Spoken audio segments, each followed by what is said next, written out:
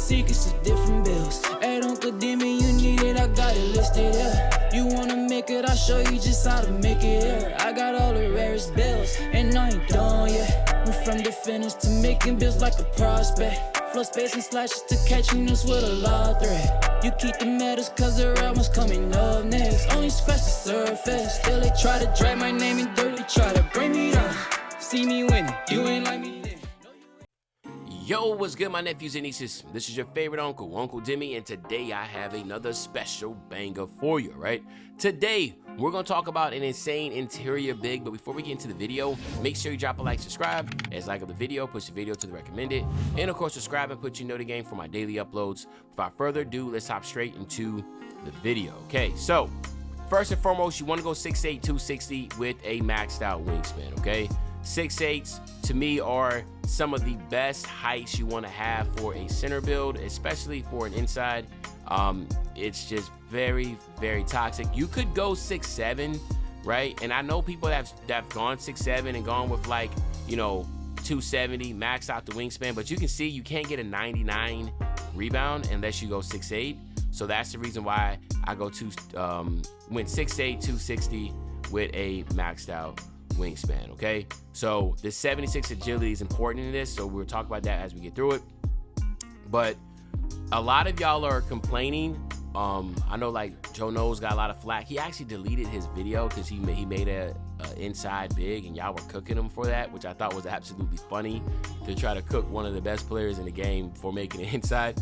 But inside centers are absolutely destroying. Like, they are cooking in this game for a reason, because people are making 5'9" to 6'4" type guards that are, you know, around screens, and insides are very, very quick. They can play, they're versatile. They can play the pick and roll way much better than any other type of build. Reason being is because a stretch that can shoot is not going to be able to have the same defensive ability as a pure inside, or the athleticism like a pure inside. So a pure inside has the athleticism and the defense that stretch does not have. A stretch is going to be able to shoot and have medium type defense, whereas inside has the physicals, the defense, and the finishing. And in this game right now, with shooting the way it is, and people are only shooting at a 40, 30, some barely breaking 50%, there's a lot of offensive and defensive rebound opportunities and pass back out, so insides are good. It brings me back to the days of 2K19 when people were running around with 7-foot glass cleaners and that type of deal, or rim protectors, and the game was more balanced. I feel like you're seeing more builds than you've ever seen before, because shooting threes is not necessarily a guarantee anymore, okay? So again, it is what it is. You can say what you want to say. Oh man, you know, this build sucks because they can't shoot. All right, but I guarantee you, y'all are losing a lot of games to these, because I lose to people like this. Why? Because inside centers are really good. So we're going 80 on the speed, 76 on the agility. Now keep in mind, this is actually my inside center that I personally have, okay? 76 on the agility, and then we're gonna go 91 on the strength, okay? That's gonna give us our brick wall on gold, and this is going to be a tier 2, which is also a 1-up candidate to get it to Hall of Fame. All right, we're gonna then go 80 on the vert. This is gonna be just before our area wizard and high flying denier. Okay, so the physicals are good. Keep in mind, 80 speed, most of these centers are gonna be around 60, right? You have 80, you're extremely fast compared to in most of the centers that are going to be 7 feet and that type of deal. All right, now the finishing part, this is when things get really good. So for one, you're going to go 84 on your close shot. This will give you the paint prodigy, and this is important because a lot of the standing shots around the basket, a lot of people miss, but you will actually make, because you have silver paint prodigy and you have a higher close shot to be able to hit that. Now layups, we're not worrying about the layup portion. We're going to go 75 on the driving dunk. This is really, again, as you can see, 75 driving dunk does unlock some really good animations, like Giannis and Daryl Dawkins dunk packages, which are really good this year. Then we're going to go all the way up to 90 on the standing dunk. Now that 90 standing dunk is not going to give you elite contact dunks, because you're not 6'10", you're 6'8", but you're going to have, again, gold rise up and area wizard for those setting those screens, rolling to the basket to be able to catch those lobs, okay? Now, this is a big one here. You're gonna go 87 on your post control.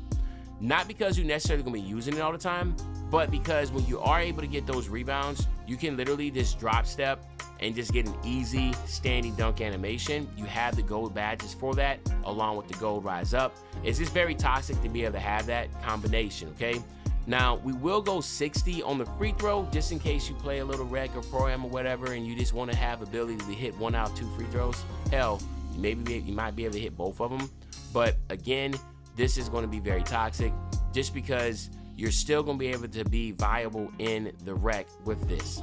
The funny thing is, and I'm pretty sure a lot of y'all can contest to this, we've been seeing a lot of 6'8", 6'9" centers in the rec doing really well. Ben Wallace comes to mind, one of the greatest defensive players, defensive rebounders just in general, and he was an undersized center. And I think it's dope that undersized interior centers are finally back, and again, they have a place in this game. Dennis Rodman, Ben Wallace, these smaller, great rebounders that were getting rebounds over 7-footers. I'm glad that it's finally in the game consistently enough, okay?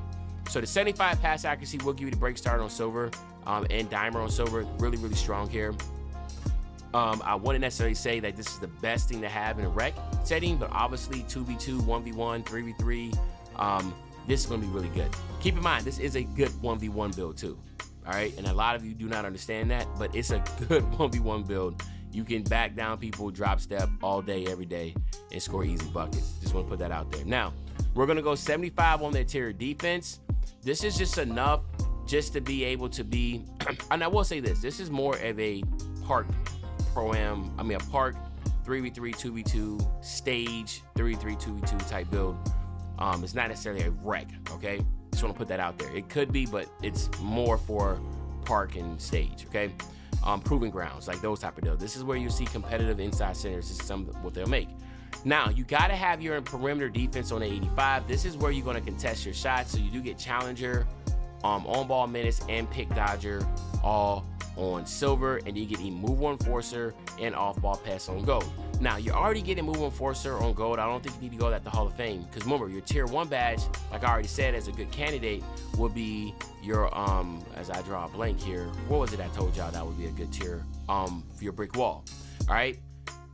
The good candidate that's going to be your upgrade for on the tier 1 side is actually going to be challenger. You want to have that up higher because you're going to be challenging, trying to contest those small guards, trying to get those threes up when you hit the screen and they're trying to come up and help. You want to get your challenger up, okay? Just putting that out there. We're also going to go 85 on the steal. Very important to get that gold interceptor to play those passing lanes, and you get that silver glove. Again, very toxic here what we're having with this inside. Look at what this inside center has and can do. We're gonna go 88 on the block. You get high flying denier on gold, paint patroller and pogo stick on silver. Again, very toxic.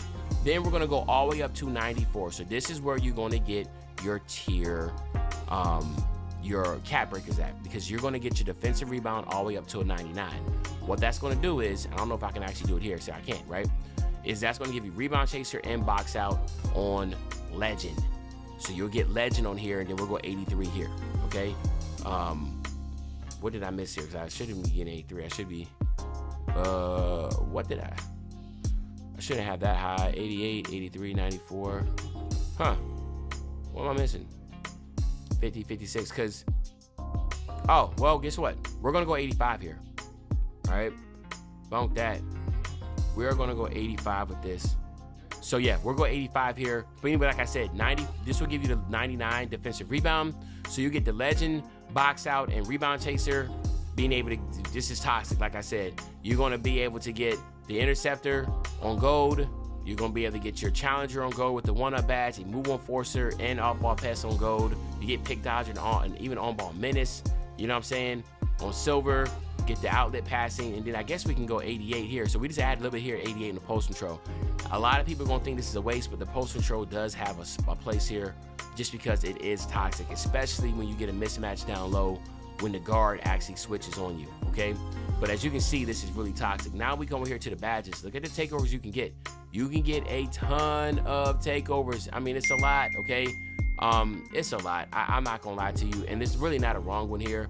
your interior defense, your block, your defensive rebound, your powerhouse, which is close shot, and your driving dunk, your standing dunk, which is actually a good one, right? This is a good one. Or you can try to go on the defensive side, perimeter defense, steal and agility, perimeter defense, agility and strength, offensive rebound, defensive rebound, and vert.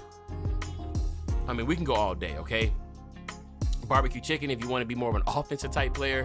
I think this is going to be fun all in all. So again, so many different takeovers you can do to even boost this build up, but I think this is a very fun build. This is a build that I currently have myself, and it comes out to a really good name. And you see Dwight Howard right there. Yeah, like Dwight Howard right there in the middle, because this is definitely what the Dwight Howard type build will be. A two-way interior threat, okay? Y'all let me know in the comment section what you think about this build. What would you change differently? But other than that, it's your favorite old head, Uncle Demi. I'll be back really, really soon with the Banger Man. You know, when I say back soon with the Banger, you know exactly what I'm talking about. I'm talking about tomorrow, man. I'm out.